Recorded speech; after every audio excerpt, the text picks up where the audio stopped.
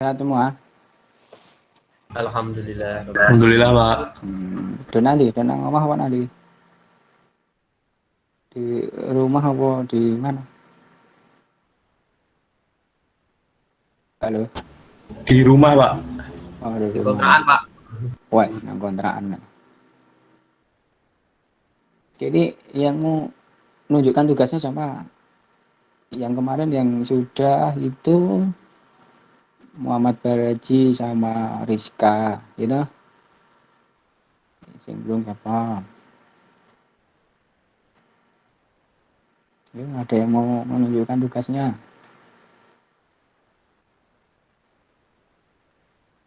Kemarin Mbak Rizka Beauty sama Mas Baraji.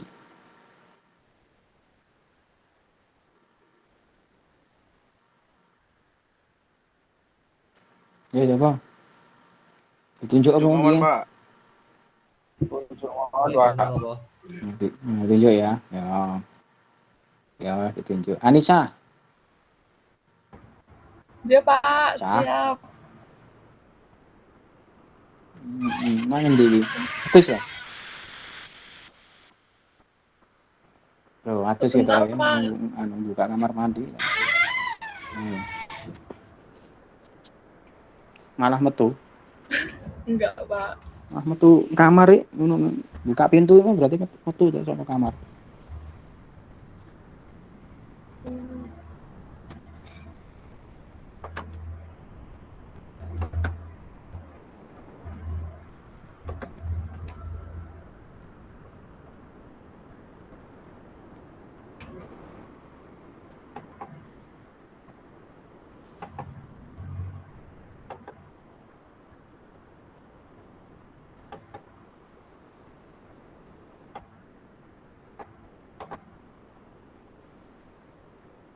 Sudah terlihat belum, Pak? Sudah. Ning wajahmu lho ketoki. Iya, bentar.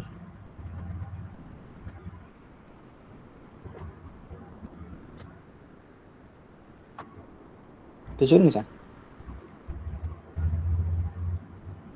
Bisa. Gimana, Pak? Satu surung. Belum, Pak. Baru pulang kantor. Pulang kerja. Oh, apa-apa. Pulang kerja ya. Iya. Pulang kerja. Oh. Kerja nanti ya? Saya di kantor TU, Pak. Kantor PU. Nggih, PU ngendi? Sukoharjo apa Solo apa? di Sragen. Oh, Sragen. Nggih. Rumahmu ya Sragen? Iya, di Masaran, Pak. Oh, Masakan. Ya. Ya wis. Yo. Wis kita wis kelihatan tuh. Iya. Baik, sebelumnya saya akan presentasikan hasil materi tentang perencanaan sistem. Untuk pengertiannya, perancangan sistem adalah sekumpulan aktivitas yang menggambarkan secara rinci bagaimana sistem akan berjalan. Hal itu bertujuan untuk menghasilkan produk perangkat lunak yang sesuai dengan kebutuhan user. Kemudian fungsi dari perancangan. Fungsi perancangan pada dasarnya ialah suatu proses pengambilan keputusan sehubungan dengan hasil yang diinginkan dengan penggunaan sumber daya dan pembentukan suatu. Kemudian tujuan dari perencanaan, adapun tujuan dari perencanaan ini sendiri yang pertama memberikan arahan yang baik, mengurangi ketidakpastian, yang ketiga meminimalisir pembengkakan anggaran, yang keempat menerapkan tujuan dan standar yang digunakan dalam fungsi selanjutnya yaitu proses pengontrolan dan evaluasi. Kemudian manfaat perencanaan yang pertama, suatu bentuk perencanaan dapat membuat pelaksanaan tugas menjadi tepat dan kegiatan tiap unit akan terorganisir dengan baik menuju arah yang sama. Yang kedua, suatu perencanaan yang disusun dari penelitian yang akurat akan menghindarkan kesalahan-kesalahan yang mungkin terjadi. Yang ketiga, suatu perencanaan memuat standar atau batasan tindakan dan biaya akan memudahkan pelaksanaan pengawasan.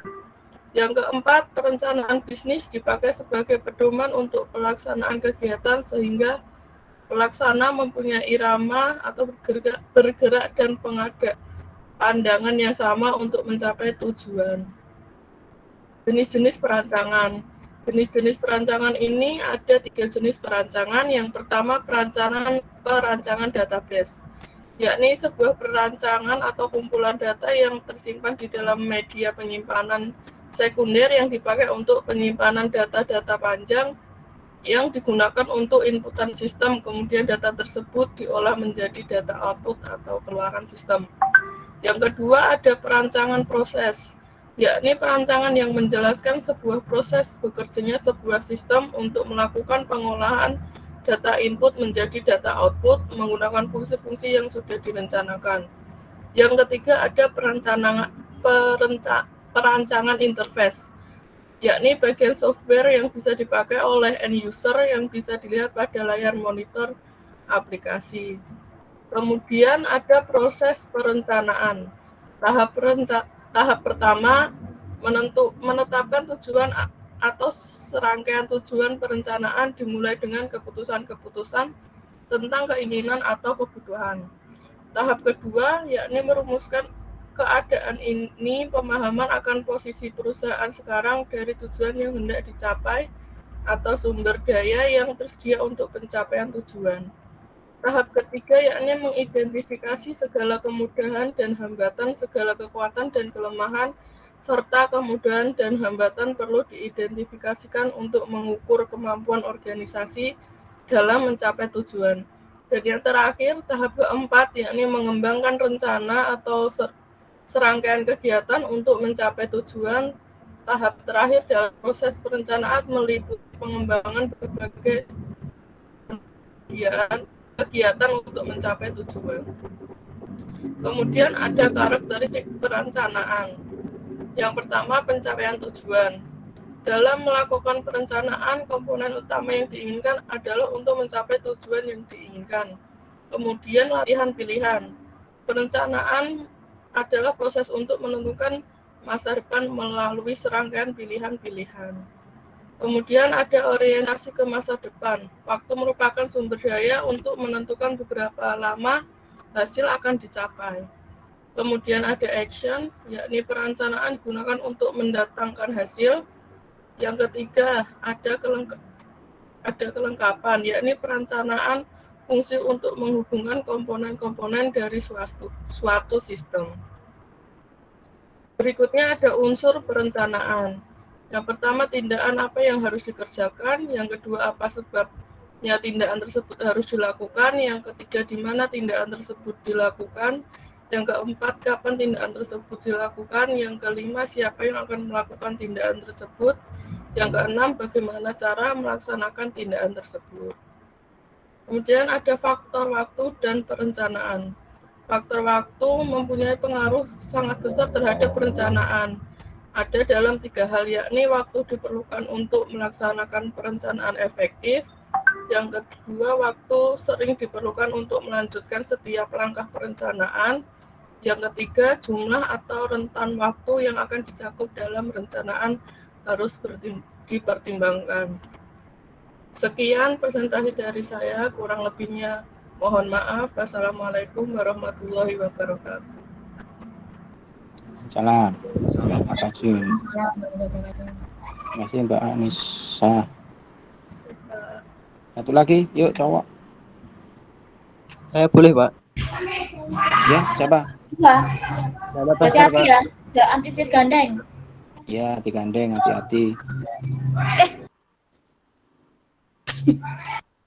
Ya, siapa lagi, ayo. Saya, Pak, bentar. Iya, siapa?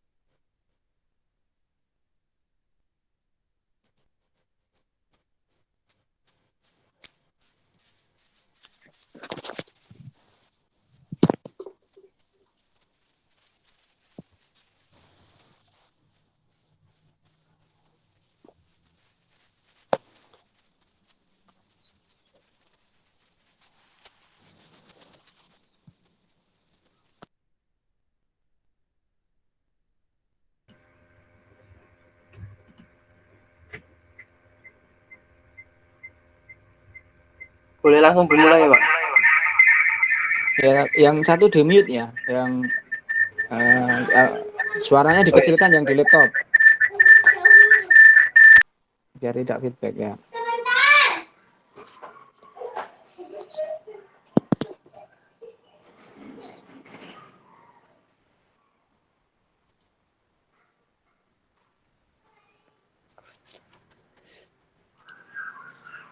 Bismillahirrahmanirrahim. Assalamualaikum warahmatullahi wabarakatuh.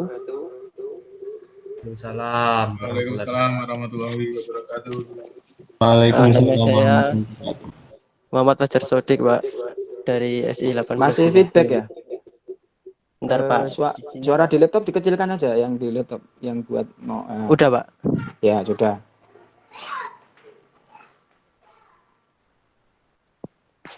Di sini saya ingin mempresentasikan perencanaan sistem. Langsung menuju slide pertama, yaitu dari definisi sendiri. Perencanaan sistem merupakan feasibility, tahap paling awal sebelum melakukan pengembangan sistem informasi. Tahap ini digunakan untuk menentukan apakah pengembangan sistem informasi akan dilakukan atau tidak. Yang selanjutnya, dalam perencanaan sistem terdiri dari 6 tahap. Dimulai dari tahap yang pertama, yaitu mendefinisikan suatu proyek, memodelkan suatu proyek atau sistem, membuat perkiraan anggaran, membuat penjadwalan suatu proyek atau sistem, menyeimbangkan rencana proyek, dan yang terakhir menyetujui rencana proyek. Nah, kenapa perencanaan sistem sangat diperlukan, atau apa perlu suatu perencanaan sistem?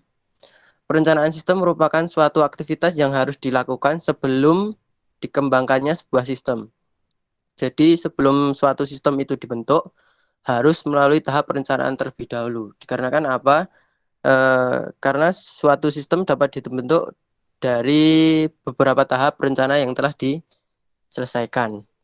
Yang kedua, perencanaan sistem perlu dilakukan agar pembangunan atau pengembangan sistem sesuai dengan blueprint yang ada, yang sesuai dengan visi, misi, tujuan, dan sasaran suatu organisasi.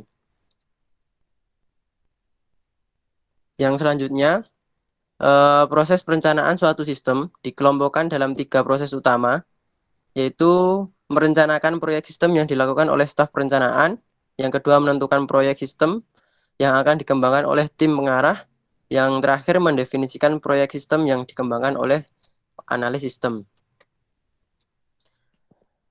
Materi yang selanjutnya yaitu merupakan faktor kelayakan perencanaan suatu sistem. Yang pertama, teknikal, menunjukkan apakah sistem yang dapat dikembangkan dengan teknologi yang ada atau membutuhkan teknologi yang baru. Ekonomik, menunjukkan apakah dana yang tersedia memadai. Yang selanjutnya, legal, menunjukkan kemampuan perusahaan dalam melakukan kewajiban saat pengembangan sistem. Yang keempat, operasional, menunjukkan cukup atau tidaknya tenaga operasional yang ada untuk mengoperasikan sistem baru. Yang terakhir, schedule, harus memiliki kerangka waktu yang baik. Faktor strategik perencanaan suatu sistem. Yang pertama, tentu saja produktivitas, yaitu mengukur jumlah pengeluaran yang dihasilkan dari pemasukan. Yang kedua, diferensiasi, atau mengukur kemampuan perusahaan dalam menawarkan produk atau jasanya yang memiliki keunikan dibanding pesaingnya. Yang terakhir yaitu manajemen, menunjukkan kemampuan sistem informasi dalam menyediakan informasi yang berguna bagi para manajer dalam mengambil suatu keputusan. Mungkin cukup dari saya, sekian Pak. Ada kurang lebihnya saya mohon maaf. Wassalamualaikum warahmatullahi wabarakatuh. Waalaikumsalam warahmatullahi wabarakatuh. Makasih Mas Fajar Sodik. Waalaikumsalam. Fajar Sodik ya? Iya, Pak. Nanti Mas Fajar. Mau nanti.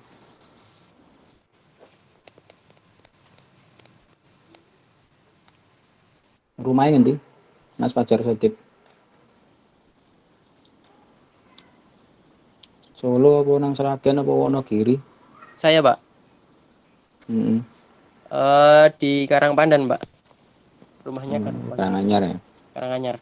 Ya. Tawangmangu ya? Iya, Pak. Bawahnya kaki Gunung Lawu, Pak. Iya, kaki Gunung Lawu. Baik, itu tadi ya sudah disampaikan oleh Mbak Anissa sama Mas Fajar Sotik. Saya nambahkan dikit aja, nanti sudah.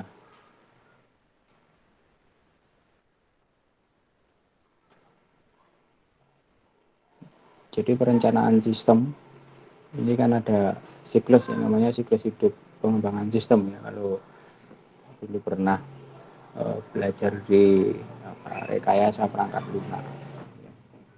Jadi siklus hidup pengembangan sistem itu kan ada mulai dari perencanaan sistem, analisis sistem, desain atau perancangan sistem secara umum ya. Kemudian ada evaluasi dan seleksi sistem.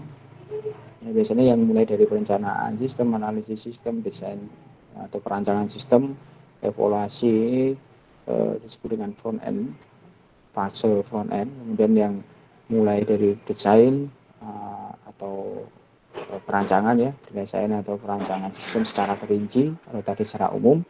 Kemudian perancangan sistem secara terinci, kemudian ada implementasi atau penerapan sistem dan perawatan ya, ini disebut back end fase. Ini adalah masing-masing tugas ini akan menghasilkan laporan ya, menghasilkan laporan. Nah, definisi tadi sudah disampaikan oleh Mbak Anissa dan Mas Muhammad Fajar Sotik. Fajari pagi Sotik. Perencanaan sistem ini tadi ya membuat sebuah laporan ya, perencanaan sistem yang menggunakan sumber sistem informasi yang nanti berhubungan atau yang mendukung berhubungan dan mendukung dari tujuan atau proses bisnis serta kegiatan operasional dalam suatu organisasi atau perusahaan.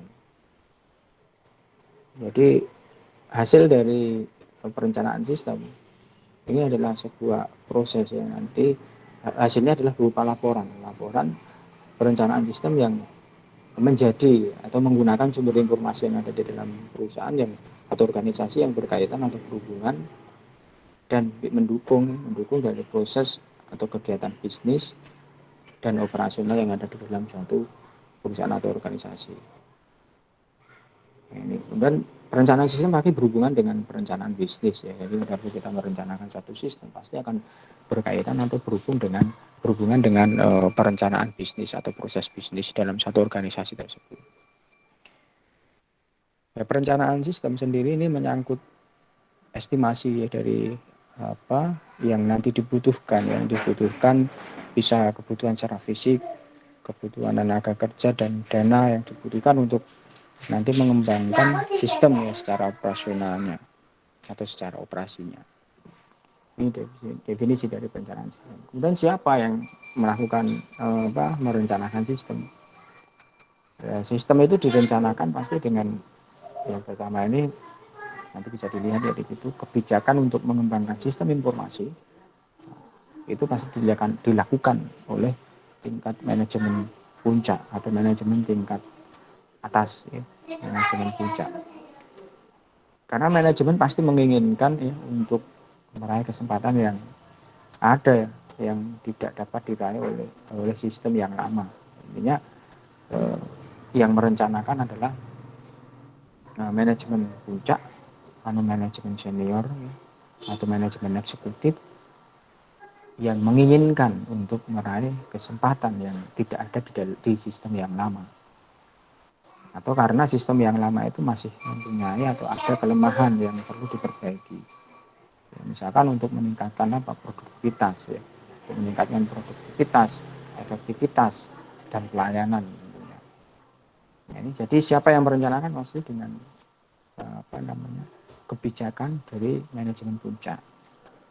Ya, sehingga manajemen puncak atau manajemen eksekutif atau manajemen senior ini sangat berperan di dalam perencanaan sistem. Ya, sehingga sebentar ya.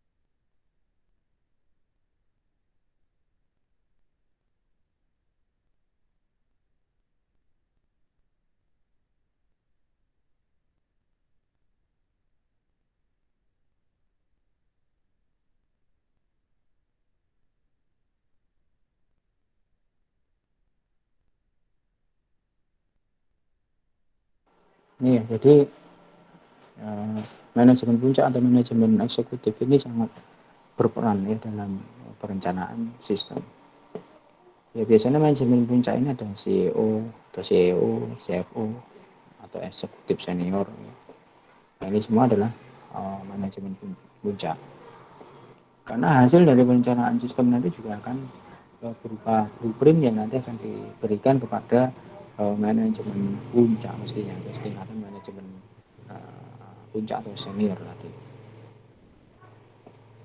Dan yang nanti komite ini ya setelah blueprint dihasilkan kemudian disampaikan ya untuk menghubungkan ya tujuan bisnis dan sistem informasi yang akan dicapai ya untuk mencapai tujuan dari perusahaan tersebut. Ini jadi siapa yang merencanakan pasti dengan persetujuan dari peran dari manajemen puncak atau manajemen eksekutif sangat tinggi. Makanya perencanaan sistem itu pasti peran pentingnya adalah seorang manajemen puncak. Kalau tidak ada keputusan, tidak ada kebijakan dari manajemen, terutama manajemen puncak, maka perencanaan sistem tidak akan bisa dilakukan. Jadi siapa yang merencanakan, ya yang merencanakan adalah manajemen puncak. Tujuannya ini ya, nanti bisa dilihat tujuan tahap perencanaan ini untuk mengidentifikasi dan memprioritaskan sistem apa yang akan dikembangkan. Jadi untuk mengidentifikasi, jadi tidak semua sistem yang ada di organisasi perusahaan itu akan dibuat dulu ya. Dan ini tujuannya perencanaan untuk mengidentifikasi dan melakukan prioritas. Ya, prioritas mana sistem informasi mana yang akan dikembangkan terlebih dahulu. Sasaran mana yang ingin dicapai terlebih dahulu. Kemudian jangka waktu pelaksanaannya. Ya. Dan mempertimbangkan dana. Ini dana juga dipertimbangkan. Mempertimbangkan dari dana yang ada, yang tersedia. Kemudian siapa yang melaksanakan. Nah, ini tujuan dari tahap perencanaan. Yang pertama ini adalah untuk melakukan mengidentifikasi dan memprioritaskan. Ya, kemudian merencanakan ya proyek-proyek sistem yang dilakukan oleh staf perencana. Ya. Dan menentukan ya proyek sistem yang akan dikembangkan ya. Yang akan dikembangkan yang apa ya proyek sistem yang akan dikembangkan yang mana ya. Mestinya dilakukan oleh tadi ya komite pengarah. Kemudian menentukan ya proyek sistem yang nanti dikembangkan oleh seorang analis sistem. Jadi menentukan proyek sistem mana yang nanti akan dikembangkan oleh seorang analis sistem. Ya meskipun kebijakan itu berada di manajemen puncak, tetapi yang yang melakukan analis sistem itu ya tentu saja seorang analis sistem ya. Manajemen puncak yang melakukan perencanaan. Ini kira-kira nanti bisa dilihat tahap perencanaan, proses perencanaan sistem ya. Mulai dari mengkaji tujuan, ya, perencanaan strategi dan taktik dalam perusahaan, kemudian melakukan mengidentifikasi proyek sistemnya, kemudian menetapkan sasaran dari proyek sistem tersebut. Kemudian setelah itu menetapkan apa kendala kira-kira. Ini satu sistem perencanaan pasti akan ada. Ditetapkan kendala yang akan nanti dihadapi dalam proyek sistem itu apa. Kemudian menentukan proyek sistem yang prioritas, di mana yang proyek dari yang lebih diprioritaskan. Kemudian membuat laporan dari perencanaan sistem. Kemudian tentu saja harus mendapat persetujuan, disetujui dari manajemen. Meminta persetujuan setelah melakukan itu. Kemudian setelah disetujui baru menunjuk ya tim analis.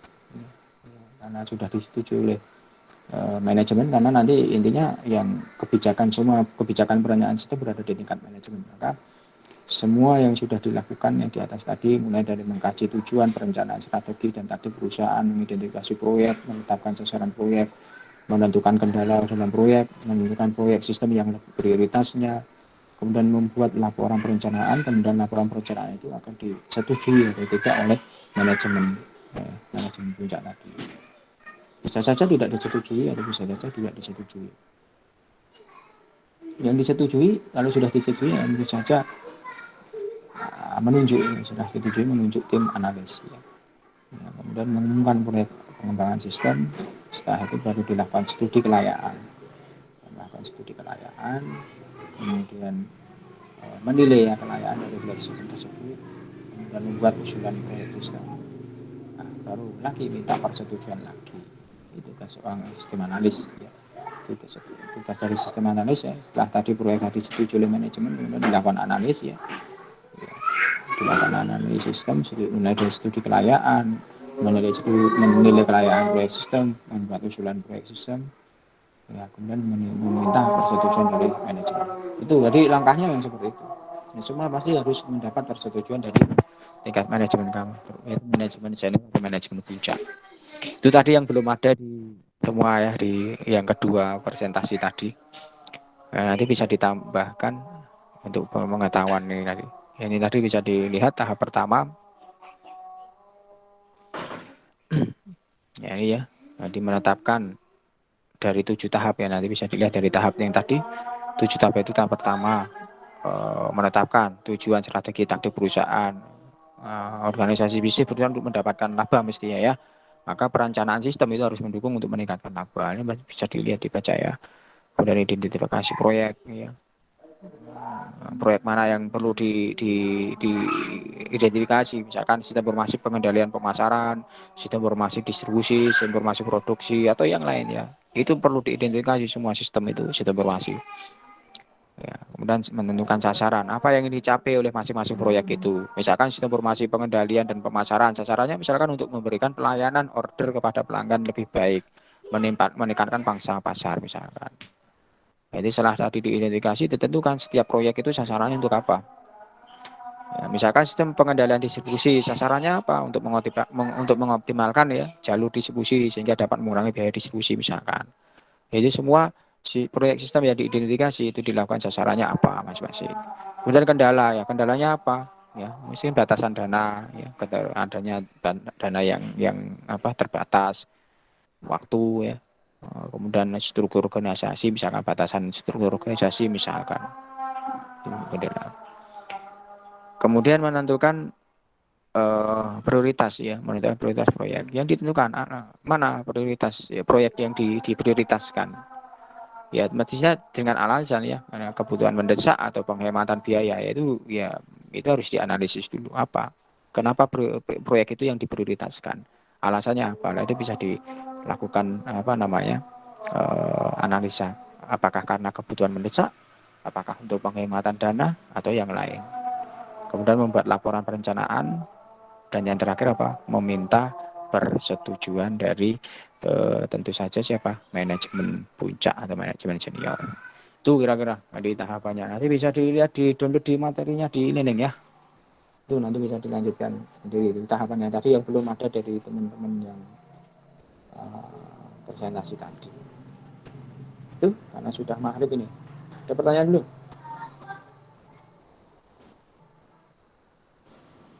Belum, Mbak. Cuma mulai lah. Enggak, Mbak, saya bicara, Pak. Enggak diam. Oh iya. Kuliahnya belum hasilnya? Belum, Mbak, belum. Agung? Hadir, Pak. Padahal ora di absen. Nah iya. Agungnya pekerja keras Agung. Kok bisa, Pak? Kerja nanti Gung.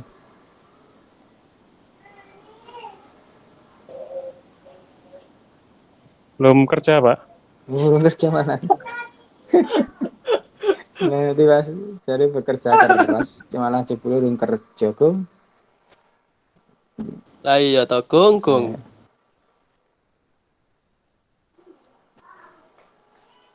Dah gitu ya, nanti bisa di seminar, aktifkan di e-learning dulu nih. Absennya di e-learning. Baik, Absen Pak. di e-learning, kemudian materi tugas hari ini bisa dikumpulkan langsung di e-learning ya. Siap, Semua Pak. mengumpulkan. Oke, ya. Dari situ bisa lakukan presensi dan materi bisa di-download dan ada tugas untuk minggu depan lagi. Ya. Gitu ya. Mungkin itu dulu. Kalau tidak ada pertanyaan mungkin kita akhiri dulu, kita lanjutkan minggu depan. Gitu deh. Iya, Pak. Iya, Pak, siap. Baik, terima kasih. Selamat sore, semoga tetap sehat selalu. Kita akhiri. Assalamualaikum warahmatullahi wabarakatuh. Waalaikumsalam warahmatullahi wabarakatuh. Waalaikumsalam.